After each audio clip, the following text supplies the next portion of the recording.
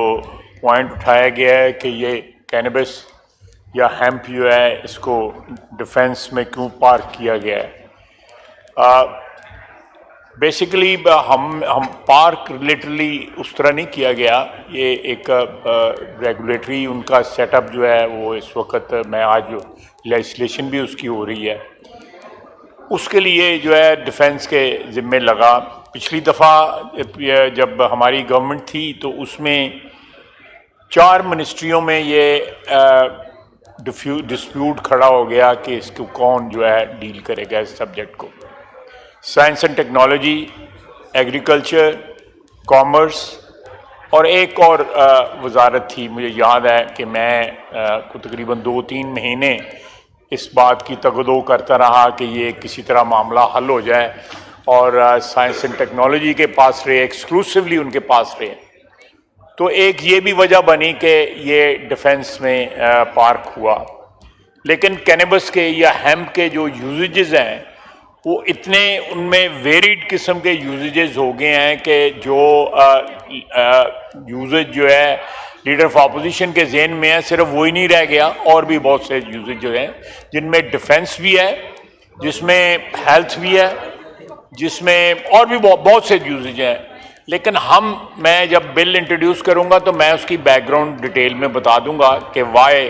Ji, order in the house please, पीछे जरा। कि ये चीज़ जो है ये एक स्ट्रेटेजिक नोयत इख्तियार कर गई हुई है।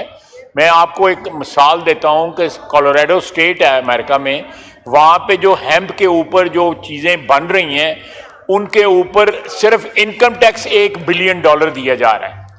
So it's a very valuable item. ये सिर्फ जो है चर्च पीने के लिए जो है आइटम इस्तेमाल नहीं होता, और भी बहुत से आइटम हैं जो बड़े वैल्यूएबल हैं जो है। तो मैं एक तो ये एक्सप्लेनेशन देना चाहता। दूसरा, उन्होंने हमें ताना दिया है कि जी NRO हम लेते हैं, चलें वो बाद में बात कर लेंगे। इस वक्त रऊफ हसन साहब जो है वो तरले और मिन्नत कर रहे हैं, हाथ जोड़े हैं कि NRO दे दो। कल भी उनका बयान आया हुआ था। रोजाना जो है बानी PTI अंदर से कह रहा है कि फौज के साथ मुज़ाकरात करने हैं। मैं महमूद खां अचकज़ई साहब को, अस्सलाम वालेकुम, मैं इनसे सिर्फ सवाल करूंगा कि ये फौज के साथ ये मुज़ाकरात करेंगे? पूछ लें उनसे, उसको पूछ लें स्पीकर साहब, डायरेक्टली बात पूछ लें उनसे। मैं ये बात जो है बिल्कुल मेरा भाई है, मेरा उसके साथ बड़ा ताल्लुक है। लेकिन आप ये देखें मुज़ाकरात जो हैं या वो इनको रिप्रेजेंट करेंगे महमूद खां अचकज़ई साहब जो हैं कि जो पार्टी जो है सियासी पार्टियों के साथ मुज़ाकरात करना नहीं चाहती, वो मुज़ाकरात एस्टेब्लिशमेंट के साथ करना चाहते हैं।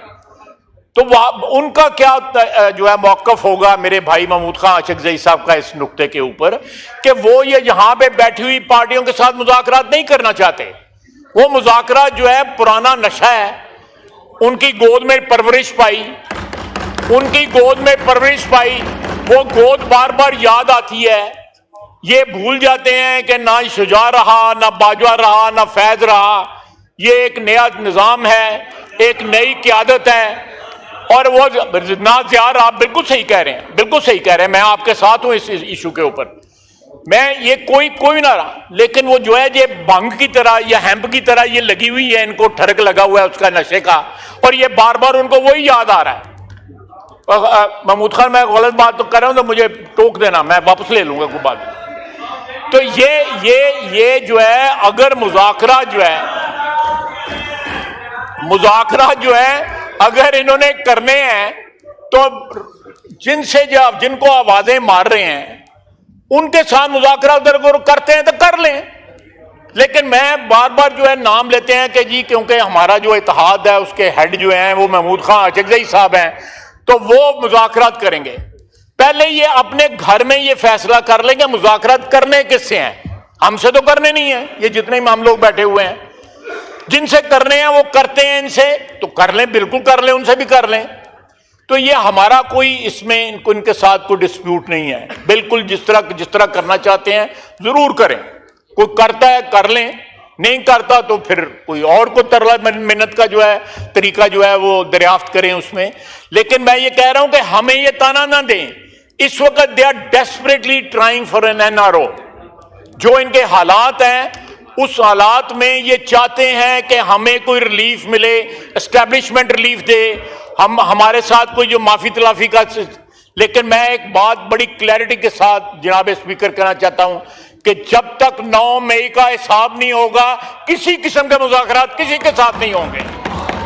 जी ख्वाजा सैयद खुर्शीद शाह साहब।